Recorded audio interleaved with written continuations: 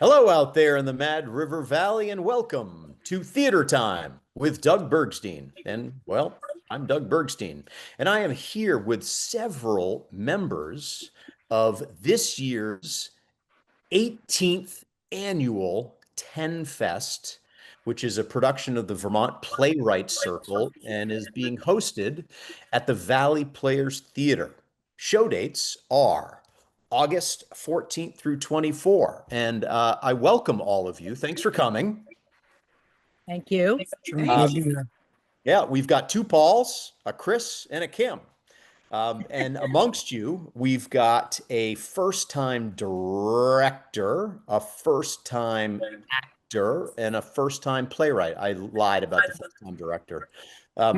Throughout the conversation, we'll find out who's who. First of all, Kim, I'd like to talk to you a little bit as being co-producer of this and a longtime member of the Vermont Playwrights Circle. So could you just give us a little bit of background about what TenFest is and how it came about? Sure.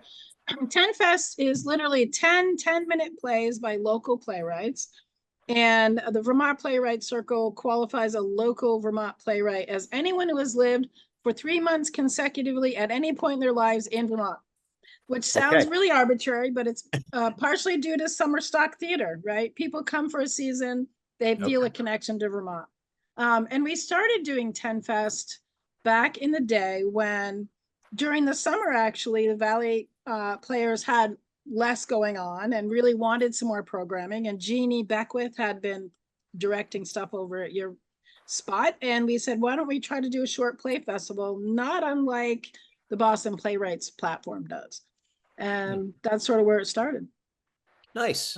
Nice. Yeah. And Vermont Playwright Circle in general is basically, are you a group of writers that get together once a month and share ideas? Is that? We do, yeah. So when I first started the group, we did just a summer reading series, and we would do May through August. Then we added a workshop, and we've been doing a continuous monthly workshop since 1997. Yeah, 98, something like that. So for a long time, we went on to online on Zoom during COVID, and we've never gone back because we find it's way easier and people from all over can join us.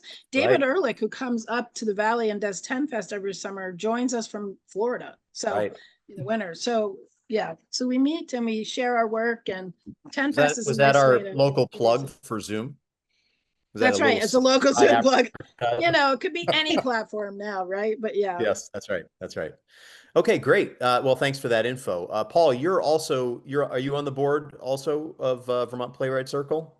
Yes, I am the vice president this year. Sweet. Congratulations. Thank you. And you are also a long-time participant in this TenFest.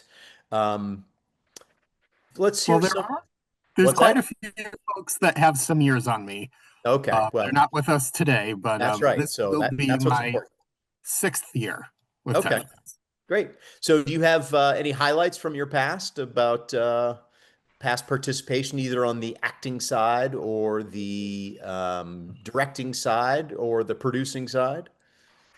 Well, I remember my first year was 2019, so it was the show right before COVID, and we actually did that show in the fall. It was the Halloween themed show, and I acted in 3 plays, and I was able to do it then. I don't think I would do it again or recommend that to anybody. It's tough getting 3 sets of rehearsals down, but I did it that one time. When we came back after COVID in 2021, that's when I was first asked if I'd be interested in directing a piece. And so I was very apprehensive and nervous, but I gave it a shot. And so this is, as you were saying before, I'm not actually a first-time director. This will be my 5th year doing or directing at least one piece for the show. So this year I'm directing 1. Sweet. You mentioned a couple things, Paul, that I think are really important about TenFest. We've got Paul Hill up there, who's first-time actor in the show, and then Chris Corman, who is a first-time playwright. And I think this is a great venue for first-time people getting their toes wet in this forum of live theater. Yeah, Chris, why don't you talk a little bit about what that was like for you and, what made you finally um, get up the courage to submit a play or and then at the same time tell us a little bit about your play. So I have taken playwriting courses with Jeannie Beckworth and Mimi Di Ponte, and I learned a lot about setting up writing a play and how the dialogue moves the storyline, which normally I'm writing short stories or poetry. So this is a very different form of writing for me. Mm, And the theme this year was something I actually felt I could do something with. And so I would like to say that it took me a very short time to do it, but it did not. I wrote and rewrote and rewrote. And it's very difficult to not feel like you have to tell the whole story in every sentence. And you have mm, to build on the interaction. And so 10 minutes was very doable to me. And I was pretty excited. I thought it was a good exercise to try to put this together and submit it. And I was absolutely thrilled when it got accepted. I go to TenFest every year. I love it. So I'm nice. pretty honored by it. So what is, excuse me, what is this year's theme and how does your play connect to that theme? So well, I don't want to give away my secrets, but Okay. it's called Fruit of War, and it's about two elderly friends, and one of them discovers via mail something about her husband that she didn't know. He was a World War II war hero, and the discovery unglues her. And Okay. I'm going to say, Okay. And all And that in 10 minutes. discovery is the thing. Yeah, Right. I You gotta picked come up see on the that. show to find out the discovery. That's right. Yeah. So I would say it would be my amazement each year is that being able to create an entire plot line in 10 minutes, which is about 10 pages. Yes. As Is long that as you're about? not monologuing. Yeah. you know what? I don't really think it's about 10 pages because you have to allow for timing and reaction and movement. Mhm. And so my poor husband, who listens to everything I write over and over and over again, and I were acting it out and timing it, and there were things that had to be cut. Mhm. As I said, I write short stories, so I like to tell my characters everything, the reader everything about my characters. And as I said, in a play, it's a different thing. So I had to cut out a lot of things I thought the audience should know because I had to give them the benefit of intelligence that they could figure this out on their own. I didn't have to Yeah. provide every Yeah. Yeah. word. Nice. Nice. Thank you, Chris. Paul Hill Jr. Mm. Um, Oh, how did you get involved with TenFest? And have you done any acting before? Or is this your first time doing that in completely? uh, it's my first time in about 45 years. I was active in high Little school break. in a thespians club, and I did a little acting in college, and really enjoyed it. And like so many other things, with you get a mortgage, you have kids, you have a job, and so many so many hours in a day, so to speak. Hmm. But I retired back in 2020, and I met this lovely person that's just we kind of were in the same situation that our spouses had passed away, within 9 months of each other, and then we met, and it kind of went from there. Well, I'm blaming her. That my sweetheart was reading something in social media, and she said you should go over there having auditions. They're going to have readings, and you should give it a shot. And she mentioned it more than once, more than 5 times to give me incentive. So I said, "What the heck? What have I got to lose?" And I was thankfully, and I'm very grateful to have the chance to be in two of the plays in TenFest.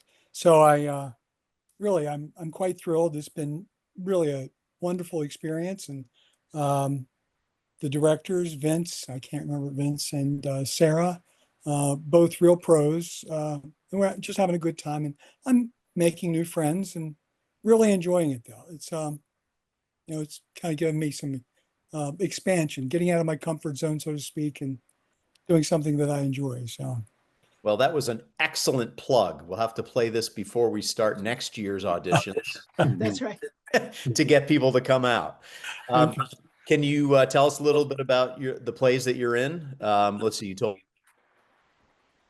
Ooh, Doug is frozen. me. Ooh, I you froze there, Doug. I froze? You did. Oh, you're back. So he told us about, so he's going to tell us about his 2 plays he's in, right. and then you froze. I'm in the one. The title is Moonlight in Vermont. Yep. It's a man and a woman. In this case, a little bit on in years, and they're single, looking for companionship. The gentleman puts an ad in 7 days, and the 2 hook up on a couple of times. But the initial thing is they're camping on the lake, on the shores of Lake Champlain, in search of Bigfoot. So I won't get into any spoilers. So Okay. it's a little rom-com thing. That's pretty cool. Feel good. And Yep. then the other one's Vacant Dream. And as far as I can tell, it's a play with a dystopian future. And I shouldn't get too far There's down not the much else you rabbit can hole. say about that, is there? Yeah. Yeah, Yeah. it's It's an interesting in that one play. with- it is very interesting. It's contemporary, so to speak, that you can relate to some current conditions in some ways. Uh-huh. But I'm really in it with some really active people, very enthusiastic. And Sarah, I can't remember. Forgive me, I can't remember. Debute. Yeah, I think that might be it. This is her directing debut. Oh, nice. And she's great. She's really got a sharp point of view on this. But I'm in it with Carrie Youngblood, and Carrie is a very experienced actor. I think she's been at TenFest before, but Yes. she's been with several theaters, and she's just a pleasure to act with. So yeah, really enjoying it very much. Great. That's a very nice plug. Kim, do you want to run through some of the other shows? Sure. So Happen to have the list right there handy? I do. And we're lucky enough to have a play called Cubs Win! Exclamation point by Marissa Smith in the show this year. And she was in our first couple of shows 18 years ago with the plays. Oh, wow. So it's kind of neat to have her back. Yep. Something called 3 Hail Marys by Greg Simpson. This is his first TenFest. Fruit of War is the one that Christine wrote. Time to Go by Mary Pratt, who has done work at your theater, and she won the Playwrights Award, right? Yep, she did. She also attends our workshop regularly, so that's fun. And The Fault in Our Genes by James McClendon. That's one that Paul's directing, it looks like. And then Kindred Spirits by Peter Snowd. The Vacant Dream we mentioned by J.F. McGill. Lean In by Carla Meskill. Whiskey Wish Fulfillment by Keely Herrick. And Moonlight in Vermont by Colleen Curran. So there's a bunch of names there. Actually, most of the names I do not recognize. Yeah, it's exciting. That's great. Do you have any idea where they're from? Do you have that list as well? Yeah, I don't have that list in front of me, but I know that at least one person lives down in Boston right now, and a few live locally. Marissa is from down south near the New Hampshire border. Mary Pratt lives I should know where Mary lives, but she lives in Vermont somewhere down south. Yep. And yeah, other folks are new to me, so I'm trying to see. One person, I think it might have been Peter. I might be speaking out of school, or Mr. McGill, whose daughter went to Norwich. Like, this is the 2%. What is it? There's 2 degrees of separation in Vermont. I said, "What's your connection to Vermont?" He said, "Oh, his wife taught at Norwich, and then his daughter went, and his in-law, there's all these different people connected through school. So, and I teach at Norwich, so it was kind of funny. Like, okay, well, that's a connection." Yeah, all over the place. That's great that you've got participation from so many new people. and Yeah. from so many different places. Paul, you want to talk a little bit about, you mentioned this earlier about scheduling rehearsals. So we've got this one building and most people are working. And so what does that nightmare look like? Well, this year I will say that thanks to Irene, who's our artistic director, um, she kind of has had it really running smoothly from the very beginning. But in addition to that, I also knew that from previously having to try to schedule 2 sets of rehearsals, that the earlier you do it, the better. So my piece that I'm directing, The Fault in Our Genes, I only have 2 actors. So it was very fast for me to get a hold of both of them and say, hey, let's get the schedule now so that we would have all of July and all of August ready so that we can go out and do other things in addition to doing rehearsals. We can go out and enjoy our very short Vermont summer. Right. And not worry about a crunch time because you don't want to be panicking at the end. I mean, it's 10 minutes, but you still got to memorize lines and. Yes, and actually, I've set a goal for us to be off of book tomorrow. I don't know if we'll meet that goal, but we're certainly going to give it a whirl. Nice. But, you know, I think one thing I also just want to throw in, being somebody that's participated in this for a number of years now, that to keep it fresh for myself, I like to sort of set a goal for myself each time I participate. Like, what am I going to do differently this time? What's something new that I'm doing? The gimmick with, well, the discovery in my play has to do with somebody finding out their 23andMe ancestry results aren't quite what they expected that they were. But the way I'm staging this piece, which is a phone call, it's a customer calling a customer service rep. Because it's a phone call and they can't interact with each other physically, I have the stage split so that one is at stage right and one is at stage left. The middle will be dark. So it's having 2 people on stage at the same time, but I have to direct them almost sort of separately. Like they can't be interacting with each other, and I can really only see one at a time from anywhere in that theater. So it's going through and focusing on one person each time, and I've never had to do anything like that before because every other show I've done, they're interacting with each other. Sure. So my And they challenge are, now is but to not make this, physically. you know, make this work with people that can't really directly interact, you Right. know, and make it seem like a feasible phone call. Nice. So that's something new that I'm doing with it. And I don't want to give away that secret, but I can tell you that we have Deb Feldman is the customer service rep. It's her second TenFest. She's hilarious. If you come and see the show, you will laugh your butt off. And playing the customer, we have T Yang, who is brand new to us. So there's another new face. Great. So Paul is not alone this year. We have several new folks.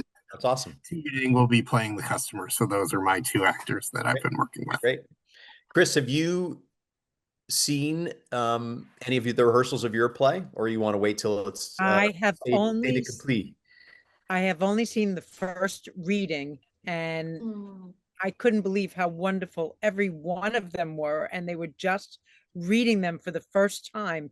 And I was like laughing and clapping, and I think it's going to be a fantastic TenFest this year. That's great. But no, I haven't gone to the rehearsals. It's a little unnerving for me to see my words coming into people. Yeah, it's a big leap, isn't it? I mean, it's a leap of faith. Yes, yes. Kim, you look like you wanted to say something. Yeah, I was going to say one of the other things about scheduling that's good at the Valley Players space is that we can have someone rehearsing in the theater upstairs proper and someone rehearsing downstairs in the green room because you guys own your space. And so that's a huge benefit for us that it gets us to manage to squeeze all those plays in. That's great. Yeah, I imagine pretty much every night of the week in August, there's people in there. Yeah. Yeah. Nice. So Paul, you had Paul Hill. You had some really positive things to say about your audition and getting to know people. I'm getting the sense that you would do it again. Oh, absolutely. Well, yes.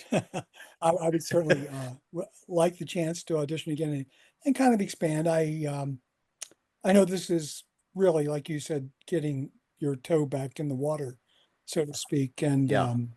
I like the feeling. And it was what was really refreshing. My apprehension was joining the crew, and since it's been so long, I am a newbie. I was concerned that there'd be some people that wouldn't have the patience and using the particular, nomenclature, the names, the references, the talk, and some of it came back to me. Some of it was learning again, but people were patient and kind, and I really liked that. And that made it fun. It was really quite welcoming. So, Great. yeah. Well, there's lots. You're in Montpelier. Yes.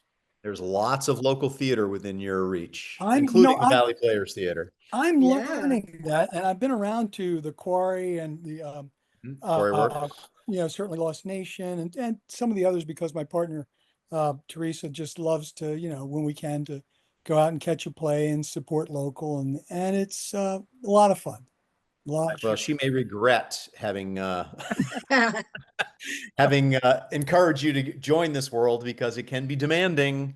I'm sure yeah, again, that's some of it starts to surface and bubble back up about some of the demands of timing and process, and your plate's only so big and you got 24 hours. Yep.